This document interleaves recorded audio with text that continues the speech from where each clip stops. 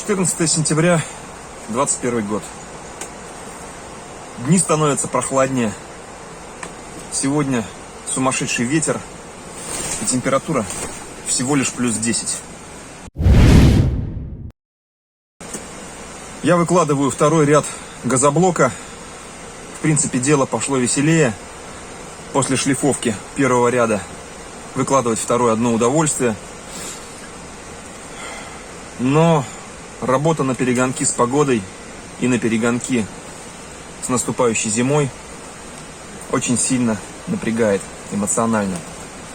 И вода в полах заставляет меня задумываться о том, что мне делать с наступлением первых утренних заморозков, которые могут начаться уже на днях.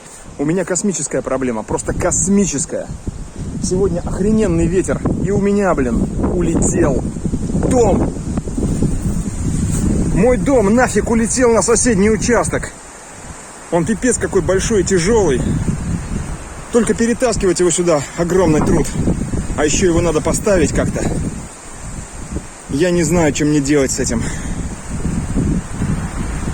Короче, все вот так вот выглядит. Все открыто, все кверх ногами. Жопа. Мужики, это просто жопа. Это просто жопа. Вот так выглядит жопа. Вот как она выглядит. Кто не знает, как выглядит жопа, вот так она выглядит. Вот так. При помощи соседа дом перекинули через забор обратно. Но он очень серьезно пострадал. Хрен бы с ними там, с погнутыми палками. Я их выправил. Но у него порвана крыша.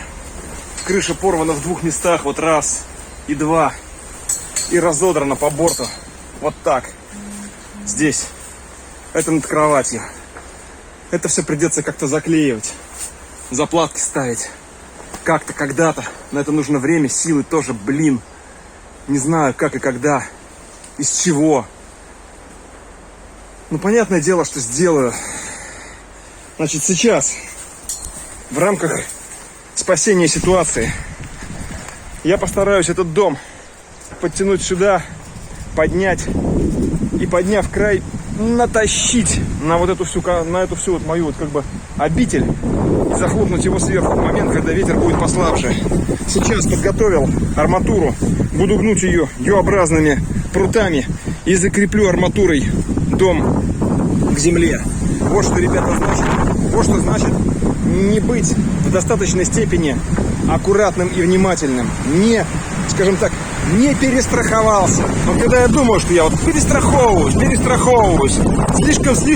слишком пытаюсь тут это самое все обезопасить. Нет, не бывает перестраховки. Бывает вот такая вот проблема. Вот такая вот проблема бывает.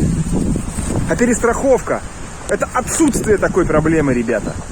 Поэтому, когда строите свой дом сами, перестраховывайтесь. Потому что вы можете накосячить. Я уже об этом говорил. И я накосячил тут, где не думал.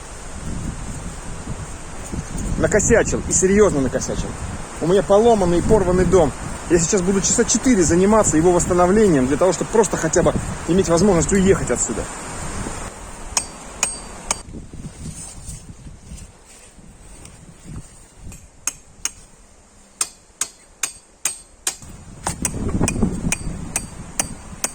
Я все починил. Ну как все починил?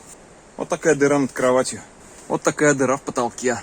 Ну еще множественные, не столь значительные, но имеющие место проблемные зоны.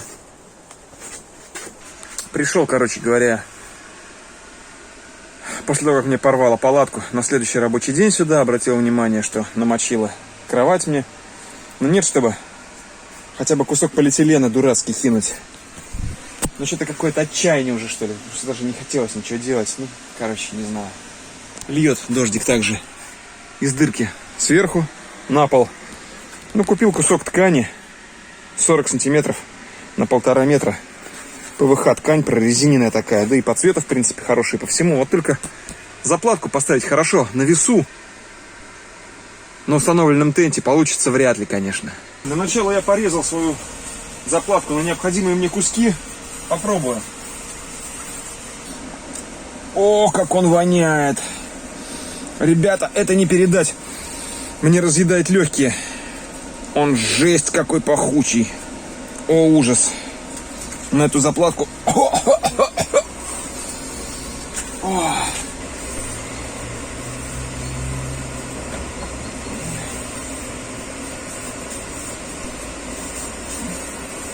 При помощи тюбика клея все, что мне удалось добиться, это приклеить две вот этих самых основных заплатки.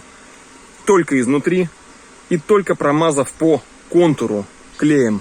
На этот тюбик полностью исчерпался. Но в принципе как бы сквозной дыры у меня уже нет. И нижняя кромка заклеена и здесь, и здесь. Но другими словами, лить по-любому не будет. А эта дырка, на нее мне уже не хватило клея, но это не так страшно, потому что дождик капает с нее как бы на середину пола. Ну, пускай пока капает. Вот, матрас на просушку. Ну а сам на фундамент ставить стены. Заканчиваем второй ряд.